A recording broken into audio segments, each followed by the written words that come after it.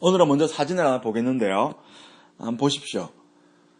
되게 잘생겼죠? 혹시 누구인지 아시는 분 있나요? 이 사진의 주인공은 오노다 히로입니다.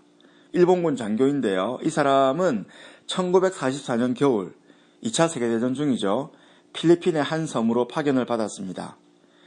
미군이 주둔하고 있는 섬에 비행기 활주로를 파괴하고 유격전을 벌이라는 명령을 받고 간 것입니다. 그런데 그 다음에 미군에 의해서 일본군이 패합니다. 그래서 대부분의 일본군은 포로로 잡히거나 전사하였는데요. 오노다 소위와 몇 명은 정글 깊이 숨어들었습니다.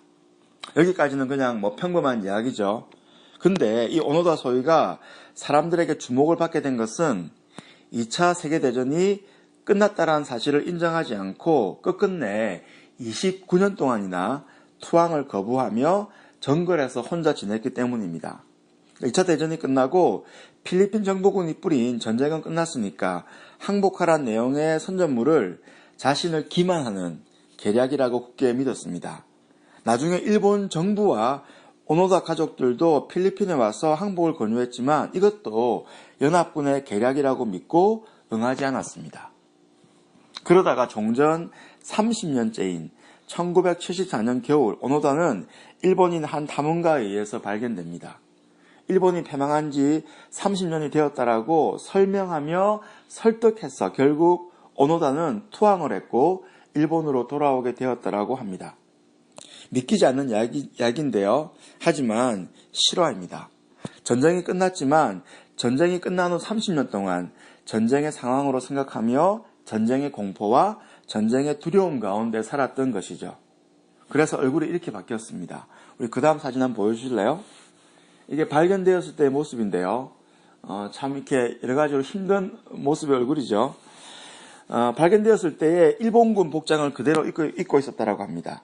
소총을 정비해놓고 있었고 500여 발의 탄환과 대여섯 개의 수류탄도 몸에 가지고 있었습니다. 그리고 그의 칼은 여전히 날이 시퍼렇게 서 있었다고 합니다. 이처럼 전쟁이 끝난 소식을 믿지 못하자 전쟁의 공포하에 살게 된 것입니다. 얼마나 불행한 30년입니까? 오늘 본문에도 비슷한 모습이 발견됩니다. 믿지 못해서 누리지 못하는 상황이 오늘 본문에도 그대로 나옵니다. 오늘 본문은 우리가 어제 큐티를 통해서 묵상했듯이 전쟁의 상황입니다. 그 당시 최강대국인 아람의 벤 하닷 왕이 군대를 모아서 사마리아 성을 포위했습니다. 그래서 모든 물자의 보급을 차단했습니다. 그로 인해 사마리아 성 안에는 먹을 것이 없는 상태가 되었죠. 기아의 상태가 되었습니다. 얼마나 심각했냐면 어제 우리가 보았듯이 비둘기똥 4분의 1 갑에 0.5리터인데요. 5세겔이나 했다고 합니다. 이 당시 한 세겔이 노동자의 4일 품삯이니까 인플레이션이 대단했던 것이죠.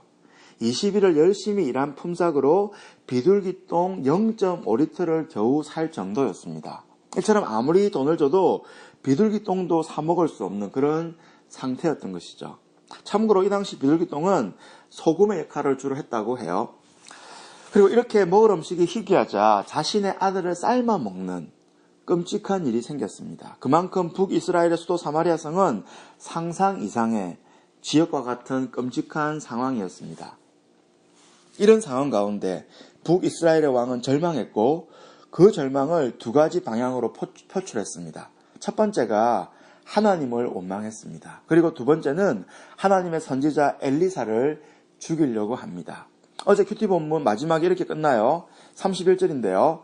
왕이 이르되 사밧의 아들 엘리사의 머리가 오늘 그 몸에 붙어 있으면 하나님이 내게 벌 위에 벌을 내리실지로다 라고 말합니다. 죽이겠다는 것이죠. 그리고는 액션을 취합니다.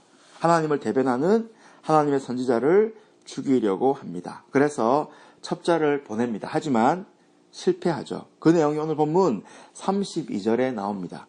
그리고는 왕의 메신저와 선지자 엘리사 사이에 대화가 이루어집니다. 그 대화의 내용이 33절인데요. 제가 한번 읽어드리겠습니다. 무리와 말을 할 때에 그 왕의 사자가 그에게 엘리사에게 이렇게 말합니다. 왕이 이르되 이 재앙이 어떤 재앙이죠? 기근으로 사람이 죽는 재앙과 기근으로 아들을 삶아 먹는 그런 재앙이 여호와께로부터 나왔으니 어찌 여호와를 더 기다리리요라고 말합니다. 격분된 감정으로 이야기하고 있어요. 하나님에 대한 실망으로 분노를 표출하고 있습니다. 여기서 우리는 첫 번째 묵상해야 될 내용이 있습니다. 북이스라엘의 왕은 이 모든 상황, 즉 사마리아의 성이 포위되어서 먹을 것이 없어 사람들이 죽어가는 상황, 그리고 굶어 죽지 않기 위해서 자신의 아들을 삶아 먹는 모든 상황을 하나님의 탓으로 돌리고 있습니다. 하나님께서 이렇게 재앙을 내리셨으니 이제 하나님은 필요 없다. 하나님을 더 이상 기다리지 않겠다라고 절규하고 있는 것이죠. 여러분은 이 말에 대해서 어떻게 생각하십니까? 일이 잘못되면 하나님 탓인가요? 내 삶에 어려움이 오고 주변 상황이 악화되면 하나님을 저주하는 것이 옳은가요? 오늘 본문의 모든 상황은 우리가 이미 묵상했듯이 북이스라엘 왕들의 악함 때문입니다. 오므리 왕자의 타락 때문입니다. 그리고 백성들 또한 그 악함을 따라 행했습니다. 하나님을 섬기지 않고 바알을 섬겼습니다. 그래서 재앙이 온 것이죠. 그래서 심판이 온 것입니다. 하나님의 채찍 아람을 통해서 이스라엘을 지금 벌하고 있는 것이죠. 그렇기 때문에 이런 상황에서 하나님을 탓하기보다 자신의 죄악된 모습을 돌아볼 수 있어야 합니다. 먼저 주님 앞에 나아가서 회개하려는 모습이 있어야 하는 것이죠. 그래서 33절은 이렇게 바뀌어야 됩니다. 이 재앙이 여호와께로부터 나왔으니 이제 자신을 돌아보며 회개하여 여호와 하나님의 은혜만을 기다려야 합니다. 그런데 오늘 본문에 보면 적반하장의 모습이 나오죠. 오히려 하나님을 원망하며 하나님의 선지자를 죽이려고 하고 있습니다. 이것이 오늘 본문 초반부의 내용이죠. 오늘 본문 후반부는 이런 비참한 상황 가운데 엘리사 선지자의 예언이 담긴 말씀입니다. 오늘 설교의 주제와 연관된 말씀인데요. 요약해서 말씀드리자면 회복에 대한 메시지입니다. 하나님은 늘 그렇듯이 심판을 선언하신 다음에 회복의 메시지를 항상 주시죠. 7장 1절인데요. 엘리사가 이르되 여호와의 말씀을 들을지어다. 여호와께서 이르시되 내일 이맘때에 사마리아 성문에서 고운 밀가루 한 스아를 한 세겔로 매매하고 보리 두 스아를 한 세겔로 매매하리라 하십니다. 여러분, 이게 무슨 말입니까? 고운 밀가루 한 스아가 한 세겔로 매매되고 보리 두 스아가 한 세겔로 매매되는 것이 무엇을 가리키고 있습니까? 상거래가 정상적으로 이루어질 것을 말씀하고 있어요.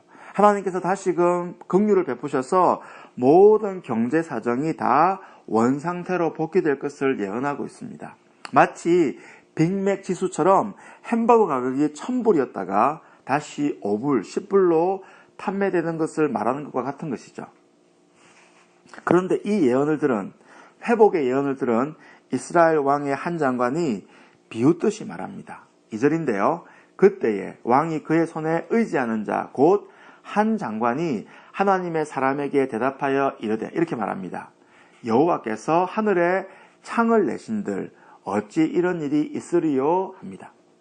하나님께서 하늘에 큰 창문을 낸다고 해도 이런 일은 불가능하다라고 조롱하고 있습니다. 하늘에 창을 내어서 만나를 때려 부어도 불가능하다라고 조롱하고 있는 것이죠. 즉 엘리사 선지자의 말을 믿지 않습니다. 하나님의 말씀을 대언하는 선지자의 말을 믿지 않습니다. 2절 중반부는 믿지 않는 장관에 대한 엘리사 선지자의 선포입니다. 엘리사가 이르되 네가 너의 눈으로 보리라. 그러나 그것을 먹지는 못하리라 하십니다. 참으로 충격적인 선포죠. 믿지 않는 자에게 임할 저주의 선포입니다. 즉 경제가 정상적으로 운영되는 것을 볼 것이지만 그것을 누리지는 못할 것을 말씀하고 있어요. 그 이유는 믿지 않기 때문입니다. 마치 2차 세계대전이 끝났는데 믿지 못해서 전쟁의 상황으로 늘 무장하고 두려움 가운데 살았던 일본 장교처럼 말입니다. 이처럼 믿지 않을 때 우리는 누리지 못합니다. 이것은 비단 구약시대에만 국한된 이야기가 아닙니다.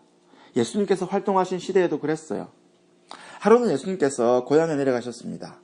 거기서 여러 가지 이적을 베풀려고 하셨어요. 하지만 고향 사람들이 예수님을 메시아로 믿지 않았습니다. 어릴 때 함께 생활한 평범한 인간 예수로만 생각을 했던 것이죠. 마태복음 13장 57절 58절 이것을 이렇게 기술하고 있습니다. 제가 한번 읽어드리겠습니다. 예수를 배척한지라 예수께서 그들에게 말씀하시되 선지자가 자기 고향과 자기 집 외에서는 존경을 받지 않음이 없느리라 하시고 그들이 믿지 않음으로 말미암아 거기서 많은 능력을 행하지 아니하셨습니다.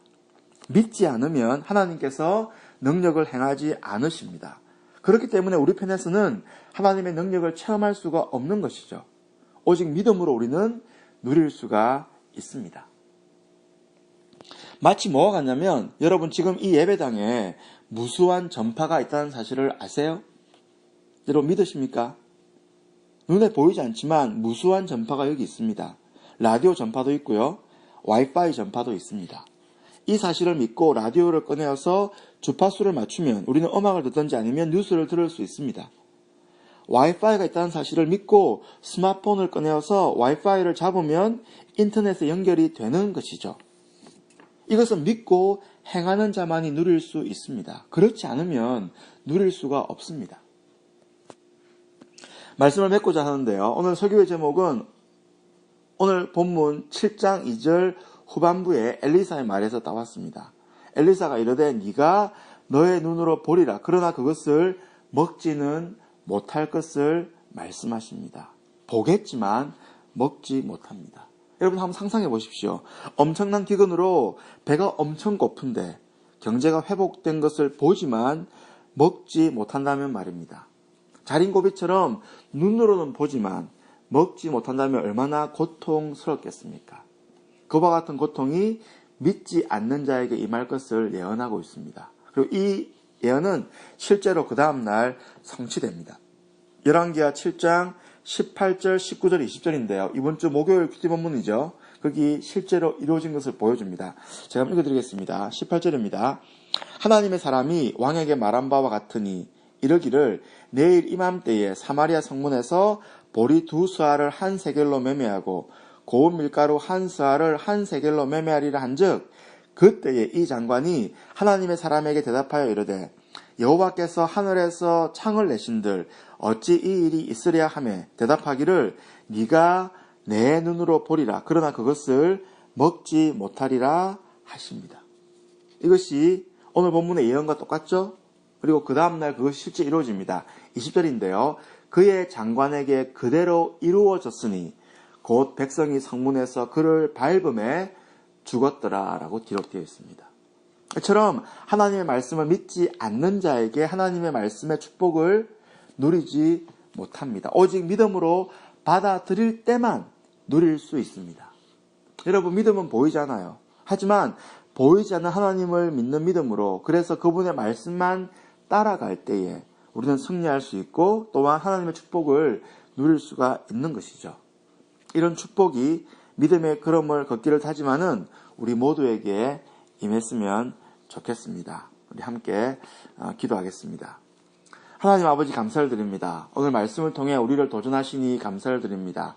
전쟁이 끝났다는 소식을 믿지 못해서 늘 전시 상황에 살았던 일본 장교처럼 혹 우리도 하나님의 말씀, 하나님의 은혜를 믿지 못해서 늘 두려움 가운데 살고 있지 않은지 스스로에게 물어볼 수 있는 시간을 허락해 주심을 감사를 드립니다. 오직 믿음만이 하나님의 약속, 하나님의 은혜를 누릴 수 있는 통로가 됨을 알게 하시니 감사를 드립니다. 그 믿음으로 세상을 이기며 그 믿음으로 하나님의 은혜를 누리고 나누어 주는데 부족함 없는 하나님의 사람들 되도록 우리의 삶을 인도하여 주옵소서.